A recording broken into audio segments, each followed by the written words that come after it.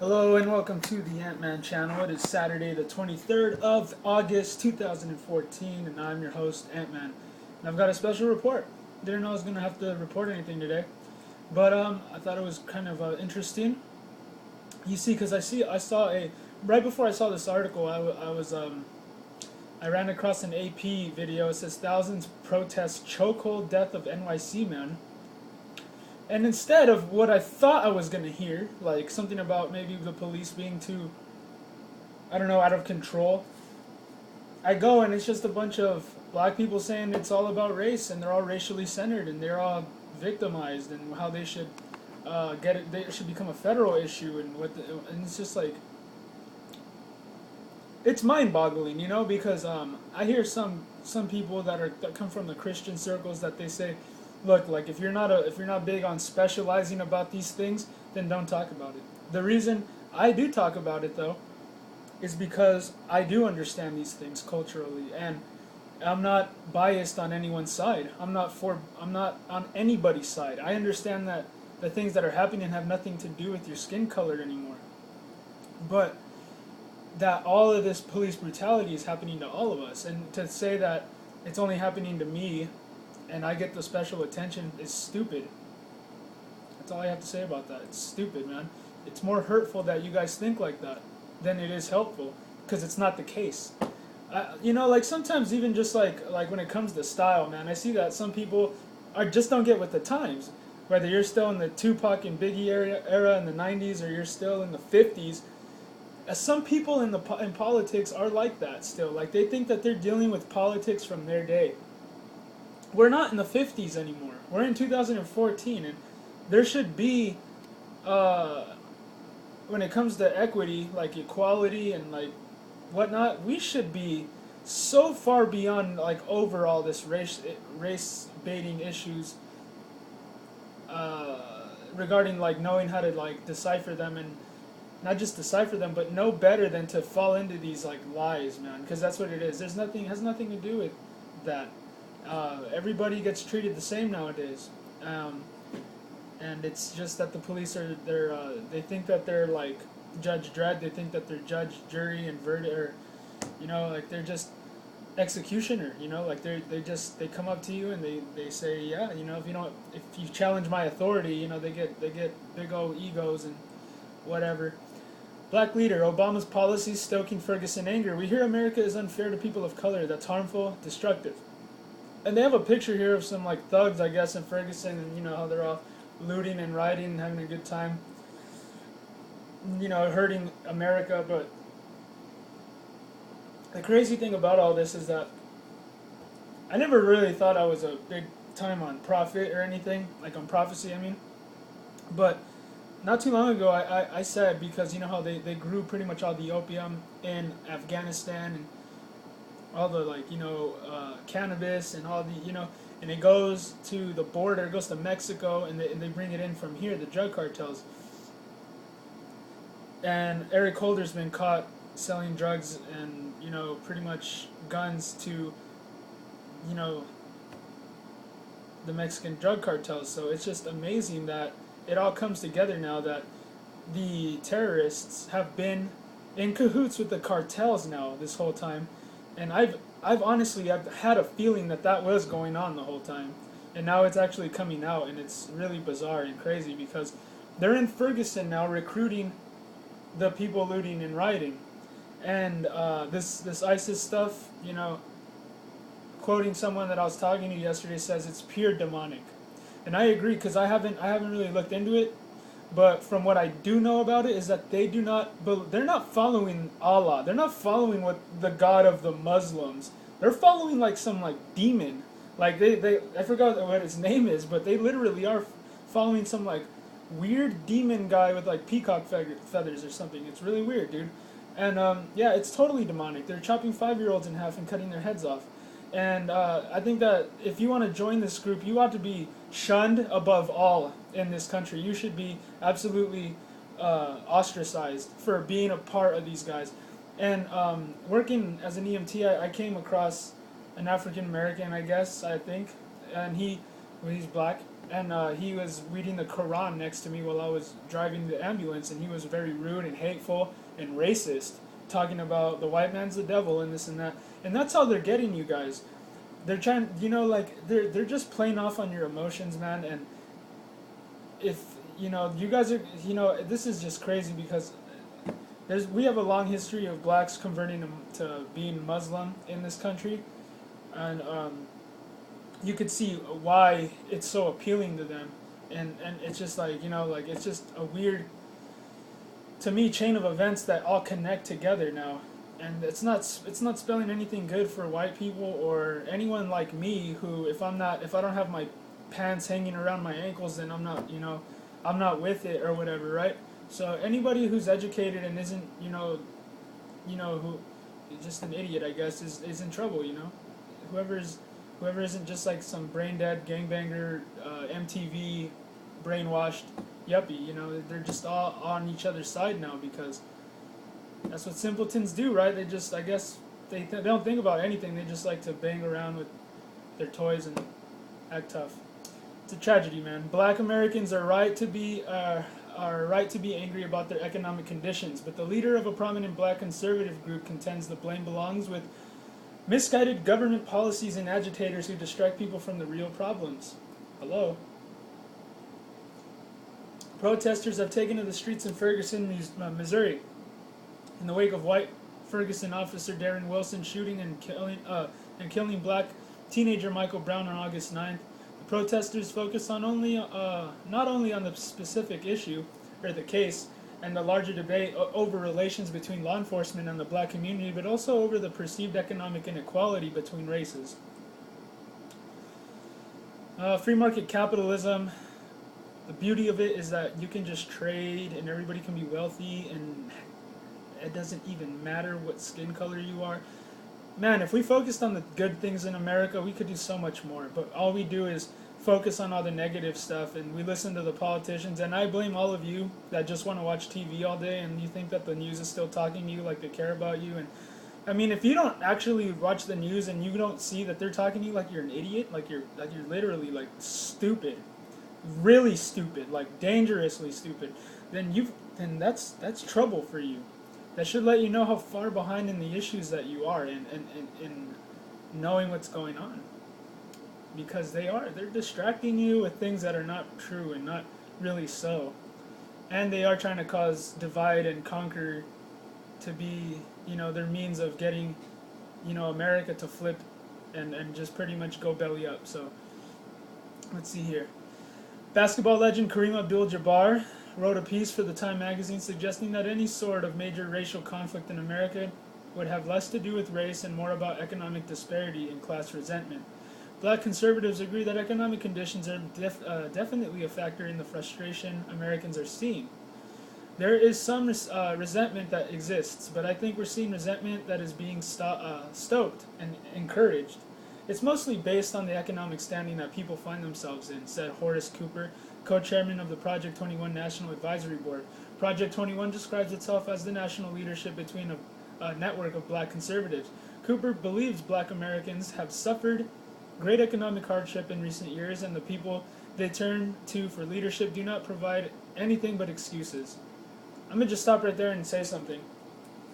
The free market capitalist system that we do have in this country that we could use a lot, like we don't do anything good with centralized government, and I'll tell you why. Because, and this is going to be very, this is a very debatable thing, man. I mean, I could be wrong, but I'm just saying that by raising the minimum wage, it makes people harder to employ. And it makes people less productive as well. In the workplace, you want to encourage people to be productive and gain and want to aspire to something higher than what they're doing.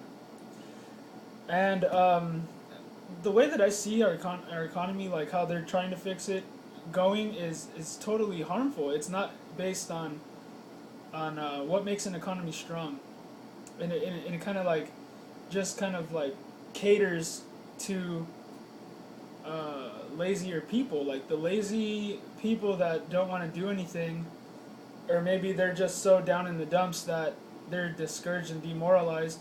We're just throwing money at our problems and not giving any guidance. But when you just throw money at people when they're, living with not that much to aspire to, they're just kind of taking your money to just, with their EBT cards, to just go buy, alcohol or whatever, and it's just kind of like you're taking away from everybody to support bad habits of people who just, they need guidance. They don't need money. They need education. They need like advice and people to be like encouraging them to go forward. And I don't know, man. I don't ever hear any of that stuff these days, but that's just kind of my take on it in like a simplistic way. There is no doubt that under the present administration stewardship, it has been harmful for Americans, and Black Americans have felt it particularly painfully. Cooper said. Unfortunately, rather than have a conversation about the good intentions behind the policies that have hurt so many, there has been ongoing effort to the part of agitators like Al Sharpton and Jesse Jackson, my favorite people in the world, to engage in a distraction of effort and to say to people who are genuinely unhappy about their situation that it is somehow a broader indictment on America that's important, he said. And yeah, I'm being sarcastic. I really don't like Jesse Jackson and Al Sharpton. They're obsessed with making people feel victimized, and I have to say that is the wrong type of mentality to have. It's just like, it's kind of weak, you know what I mean? You don't want to be a victim. No victim, no crime. You cannot ride on the tailcoats of people that you didn't even know, like hundreds of years ago. It's just kind of ridiculous to me that people bring up slavery, and it's just kind of like, man, that's how weak and pathetic and uneducated people are, is that they'll use something that they don't even have any education in to use as an excuse for them to act up and do things irresponsibly. And I just think that's, you got to be stupid to believe them. You got to be compassionate to want to help them, because what it really is like, man, like when you see a hurt, helpless, defenseless animal and it's backed into a corner, it has nothing to do but to try to fight back. And that's kind of how like the ignorant are, like they kind of feel like they don't want to be ashamed because they're ignorant, so they pretend like they don't care, and then they just fight you back. But man, we really need more love in this country, man. That's all I could really say. Is there concrete data showing Black Americans are being dealt a worse economic hand during the Obama years? Cooper said it's not really, not even debatable. These type of issues make me want to cry, man. I'm serious. I'm not big on crying, and I'm a Christian. You know how Christians are, man. We tear up and, oh man, like about like nice things all the time, but like when it comes to the bad stuff that breaks your heart, like this should break your heart. This should make you feel like you need to do something. You need to do something like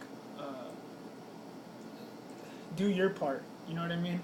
Maybe we should drop the attitude in America that someone else is doing the job for us.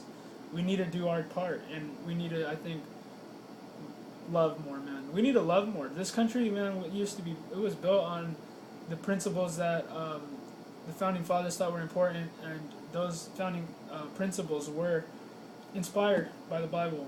The Bible, man, the morality, the perfect standard that is Jesus Christ, and we should tell people that is the answer. It is, and until we know that, nobody's going to be emboldened, nobody's going to be encouraged, nobody's going to be strengthened to face the issues of today, because they're pretty complicated.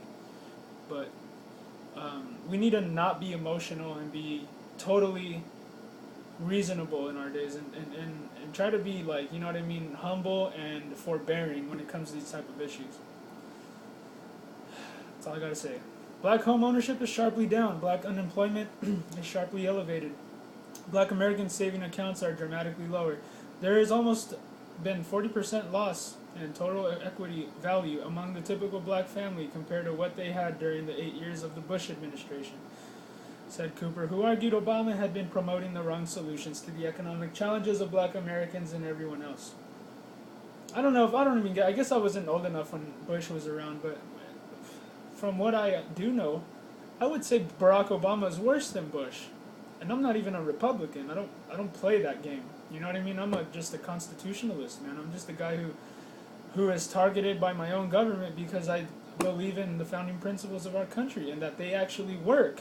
And if we get back to them, we could probably get up on our feet and turn everything around. And we need to stop being nosy and up in everybody's business, killing people up in the Middle East too. There's a lot of things we could fix and do differently, but we need to go back to the Constitution, man, and we need to go back to free markets, and we need to cut spending, and we need to listen to Ron Paul more, pretty much. Black Americans need jobs, opportunity, investment, education far more than they need free health care, unemployment extensions, or the other network of social services that this administration is putting forward, he said. Cooper said the best way to create jobs is to create inviting conditions to start a business. He said the administration is not doing that and is instead content to misdirect the frustrations of black Americans.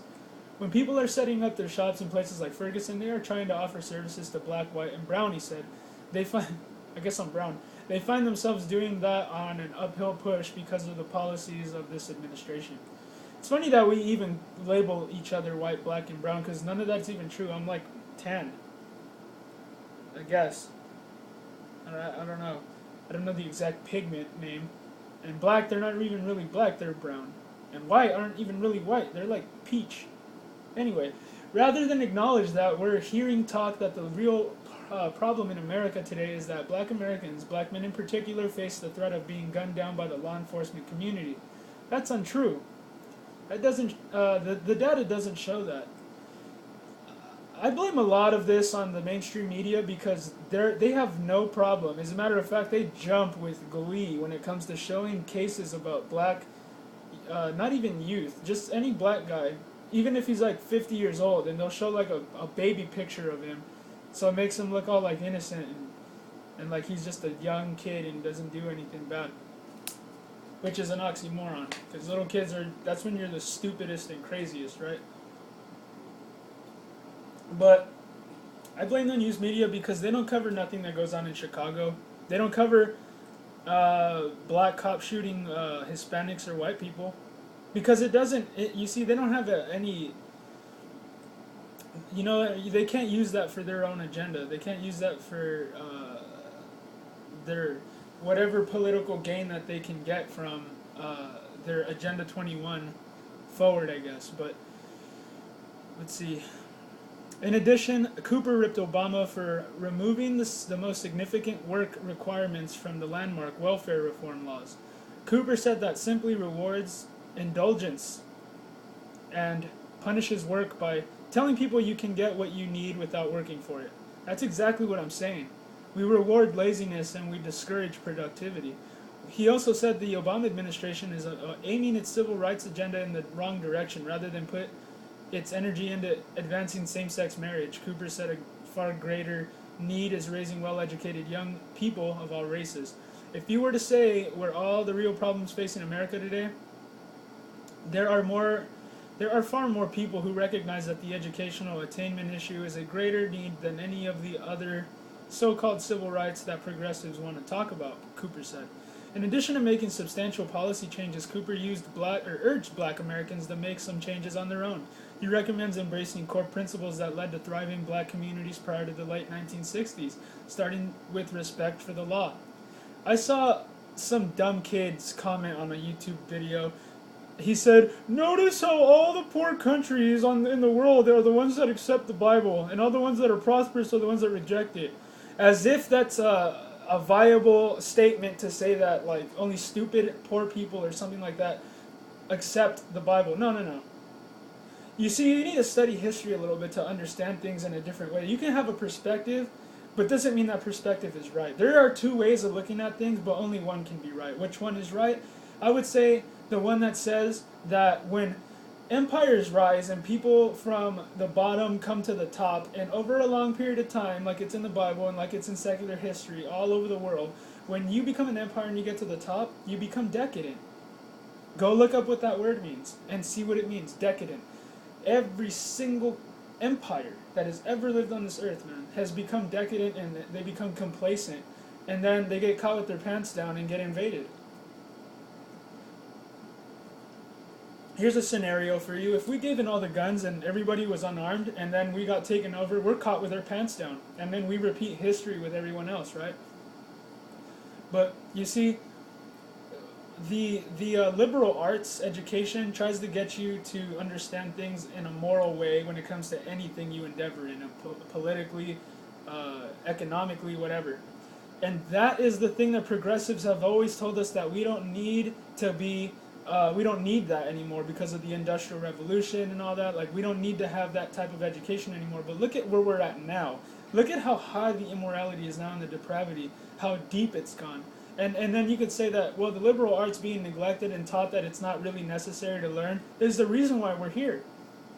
And I would say a lot of that stuff just teaches you common sense, man. And when you don't, when you don't have moral accountability, I think that's a big issue too, because there's no fear of God in you, so you don't really, you're not really restraining any of your emotions. You think that you can do whatever you want, so it'll all catch up to you, though, man. Trust me. In 1950, and 1955, and 1960, when you look at the data points here, is what you see. Black Americans are far less likely to be convicted and incarcerated as felons than the broader community.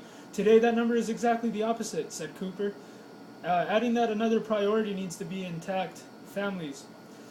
We also see that in 1950, 1955, and 1960 that the out-of-wedlock birth rate was lower in the black community than it was in the rest of the community, he said. Today, that number is entirely going in the wrong direction. Some 2/3 to 70% of all black children are born out of wedlock. You can't continue down that pathway. He said instead of championing government services as the answer to problems in the black community, the president should be holding up his marriage and family for other black Americans to emulate and proclaim as the ideal way to steer their kids toward a promising future. You see, Obama has kids and a wife and all that, but that's all a charade anyway. Dude's probably gay, and Obama's probably not even a woman, but I don't know, dude. I'm just speculating, because obviously he doesn't think the family's a great institution because he promotes homosexuality. And he, a lot of the stuff that seems to be on his agenda seem to want to destroy the family. When you got people on MSNBC saying that your kids belong to them, that's creepy. You know what I mean? That's, the president does, ever since the progressives have taken over, they do believe that the president is, his position and what he does is his responsibility and his duty is to influence society, when that never was the intention for the president to be at all. He's not like some celebrity that we're supposed to be like idolizing. He's supposed to be someone who's accountable to us to do the right thing. That's not the message that we hear, he said. What we hear is that America itself is unfair to people of color, that's harmful and that's destructive. The performance of the media in the Ferguson story is also a major irritant for Cooper, who said Americans are missing out on key aspects of the story because of a political agenda.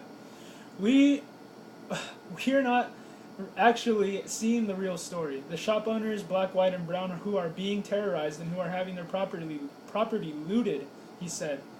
The media have been helpful in all of this. The media have had a rush to judgment to create that impression that the whole story is all about how America is unfair, how police officers will go out of their way to harm innocent people. Whatever the story ends up being, this is far more ambiguous. This is a far more ambiguous case, a far more mixed case than what the media would have us believe, Cooper said.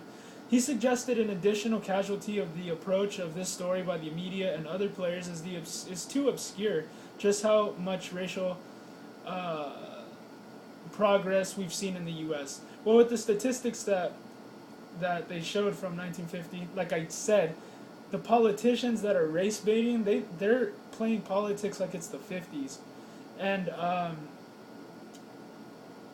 it's just, it's mind-boggling that people just, they live in the past so much. It reminds me of that Twilight Zone episode, I believe it was, or that movie Requiem for a Dream, where that old lady is like watching that episode where she's watching herself on that game show, and she comes out on TV, but she's been watching it for like 60 years or something. Like, she's like mentally ill just watching that TV program all the time, thinking she's gonna get called back and go on TV and be a star. She's like a total sociopath, and it's just creepy. That's what kind of like, it's kind of like what I see sometimes with people, man, is that you get a little bit of fame, a little bit of recognition, maybe even a little bit of recognition in the way that you've done something cool or whatever, and people give you a pat on the back, and you seem to think that that's, you don't move forward. You just kind of like stay there, and I don't know how to explain it, but it's weird how when people get stuck in a certain era in the world or in their life, and they can't move on. and they can't grow, and they can't get over things and let go. You know what I mean? It's just kind of weird. Like, why do you need to label life? Life, it's like Shakespeare said, man. Life is the world is a stage, and we are all players. And then throughout the life of a man, he plays many roles. I've been a skateboarder. I've came out on Thrasher magazine. I've been a musician. I've been signed by a label. I've recorded albums.